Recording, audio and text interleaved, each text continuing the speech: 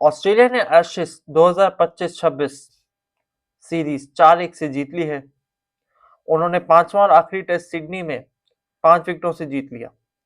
इस तरीके से उन्होंने एशेज सीरीज 4-1 से अपने नाम की और एक डोमिनेंट परफॉर्मेंस ऑस्ट्रेलिया ने इन 5 मैचों में दिखाई।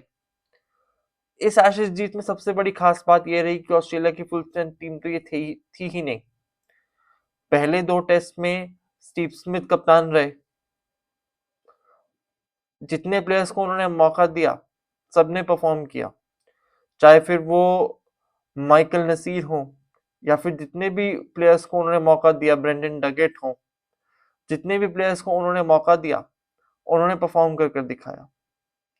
उनके पास उनके मेन प्लेयर्स जैसे कप्तान पैट कमिंस या फिर जॉश हेजलवुड और उनके मेन स्पिनर नेथन लॉयन भी मौजूद नहीं थे। और एक समय पर उनके फुल टाइम ओपनर या फिर middle order batsman Usman Khawaja भी इंजर्ड थे। तो बिना अपने सीनियर प्लेयर्स के ऑस्ट्रेलिया ने ये एशेज सीरीज 4-1 से अपने नाम कर ली है। सिडनी टेस्ट के 5वें और आखिरी दिन इंग्लैंड ने 8 विकेट पर 302 रन से आगे खेलना शुरू किया। ये तो सब जानते थे कि अब ये महज एक फॉर्मेलिटी है और ऑस्ट्रेलिया ये आखिरी 2 विकेटें लेकर, जैसा मैंने आपसे पिछली वीडियो में अर्ज भी किया था कि जो टारगेट होगा वो 150 से 160 में होगा और ऑस्ट्रेलिया उसे आसानी से चेस कर जाएगी और ऑस्ट्रेलिया ने किया भी वैसा ही। तो 5वें और आखिरी दिन इंग्लैंड ने 302 रन 8 विकेट के नुकसान पे आगे खेलना शुरू किया और अभी स्कोर में सिर्फ 26 रन का इजाफा हुआ ही था कि जेकब बैटल 154 रन बनाकर आउट हो गए और उनकी विकेट मिचेल स्टार्क ने ली। उसके बाद तो सिर्फ औपचारिकताएं रह गई थी क्योंकि फिर से मैथ्यू पॉट्स और जॉश टंग बचे थे और जब टीम का स्कोर 342 रन था तब जॉश टंग भी 6 रन बनाकर मिचेल स्टार्क की गेंद पर आउट हो गए। इस तरीके से जो ऑस्ट्रेलिया का टारगेट था इस मैच को जीतने का वो था सिर्फ 160 रन। अगर ऑस्ट्रेलिया की गेंदबाजी की बात करें तो मिचेल स्टार्क ने 3, वेबस्टर ने 3, बॉलैंड ने 2 और माइकल नसीर ने 1 विकेट ली और इंग्लैंड के wicket keeper Jamie Smith run out हो गए थे तो उनकी विकेट किसी के खाते में नहीं आएगी। तो ऑस्ट्रेलिया का टारगेट था 160 रन जीतने के लिए और ट्रेविस हेड और जैक वेदरलैंड ने ऑस्ट्रेलिया को एक तेज शुरुआत दी और उन्होंने 10 ओवर में 60 रन ठोक दिए, जिसमें मेन एग्रेसर रहे आपके एज यूजुअल ट्रेविस हेड। जब टीम का स्कोर 62 रन था तब ट्रेविस हेड 29 रन बनाकर आउट हो गए 35 गेंदों में।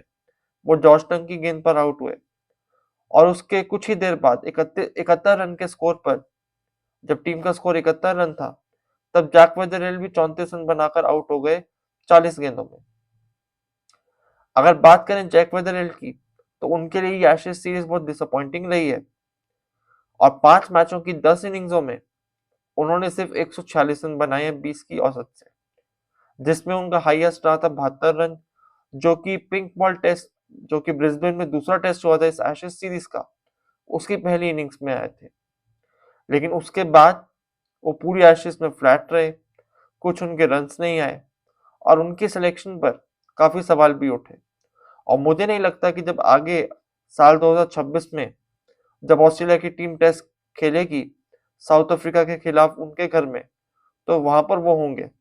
मुझे लगता है कि उनकी इस खराब परफॉर्मेंस ने जैक सैम कॉन्स्टेंस के लिए एक गेट ओपन कर दिया है कि उन्हें शायद वापस मौका मिले। तो अगर मैच की बात करें तो 71 रन पर 2 विकेटें गिर गई थी और दोनों ही विकेटें जॉश टंग ने ली थी। इसके बाद ऑस्ट्रेलिया के कप्तान स्टीव स्मिथ भी ज्यादा कुछ नहीं कर सके और वो 12 गेंदों में 12 रन बनाकर आउट हो गए। इस तरीके से और उनकी विकेट विल जैक्स ने ली। ऑस्ट्रेलिया ने 92 रन के स्कोर पर 3 विकेटें खो दी। उसके बाद अपना आखिरी टेस्ट मैच खेल रहे उस्मान ख्वाजा वो भी कुछ खास नहीं कर सके और वो 17 रन बनाकर आउट हो गए। अगर उस्मान ख्वाजा के करियर की बात करें तो टोटल उन्होंने 87 मैचेस खेले हैं जिसमें 157 इनिंग्सें हैं और टोटल उन्होंने 6206 रन बनाए हैं, जिसमें 253 रन उनका हाईएस्ट रहा है। वो उनका श्रीलंका के खिलाफ श्रीलंका में आया था जो कि पिछले वर्ल्ड टेस्ट चैंपियनशिप सर्कल में ऑस्ट्रेलिया की टीम श्रीलंका गई थी। अगर उनके ओवरऑल करियर की बात करें तो उसकी औसत जो रही वो 43 की रही, और उसमें 16 सेंचुरीज और 28 फिफ्टीज शामिल थी। और यही नहीं, उन्होंने 68 कैच भी लग के अपने कैरियर में। अब वो रिटायर हो चुके हैं और ऑस्ट्रेलिया को उनकी कोई रिप्लेसमेंट ढूंढनी होगी। इस तरीके से 119 के स्कोर पर 4 विकेटें खो दी और फिर 121 के स्कोर पर ही मार्नस लेबुशेन भी रन आउट हो गए 37 रन बनाकर। लेकिन इसके बाद ऑस्ट्रेलिया को कोई और नुकसान नहीं हुआ और एलेक्स कैरी और कैमरून ग्रीन ने संभल कर खेला और वो अंत तक नाबाद रहे। कैरी 16 रन बनाकर नाबाद रहे और कैमरून ग्रीन 22 रन बनाकर नाबाद रहे, और ऑस्ट्रेलिया ये मैच 5 विकेटों से जीत गई और वो इस एशेज सीरीज को भी 4-1 से जीत गई। अगर world test championship points table की बात करें तो ऑस्ट्रेलिया टॉप पर काबिज है। ऑस्ट्रेलिया ने अभी तक 8 टेस्ट मैचेस खेले हैं जिसमें से उन्हें 7 में जीत मिली है और उनकी जो विन परसेंटेज है वो है 87%। अगर वहीं इंग्लैंड की बात करें तो इंग्लैंड 7वें नंबर पर है जिसने 10 टेस्ट मैचेस खेले हैं जिसमें से उन्होंने सिर्फ 3 जीते हैं और 7 हारे हैं, और उनकी जो विन परसेंटेज है वो है सिर्फ 31। टेक्निकली इंग्लैंड इस सर्कल के भी फाइनल खेलने की रेस से बाहर हो चुका है हमेशा की तरह। हालांकि सभी फाइनल की मेजबानी इंग्लैंड के पास है, बट इंग्लैंड अभी तक नाकाम रही है और उनका इंतजार कायम रहेगा 2027 तक। तो देखते हैं आने वाले साल में ऑस्ट्रेलिया और इंग्लैंड कैसा परफॉर्म करती हैं टेस्ट क्रिकेट में।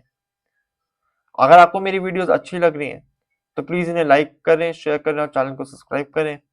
कल मिलूंगा मैं आपसे अगली वीडियो में जिसमें हम विमेंस आईपीएल पर बात करेंगे। आज से विमेन आईपीएल का आगाज होने वाला है और पहला ही मैच मुंबई इंडियंस और आरसीबी के बीच में है, तो इस मैच पर कल बात करेंगे। Till then take care, love you all, bye. Don't forget to like and share the videos and subscribe the channel. See you all tomorrow.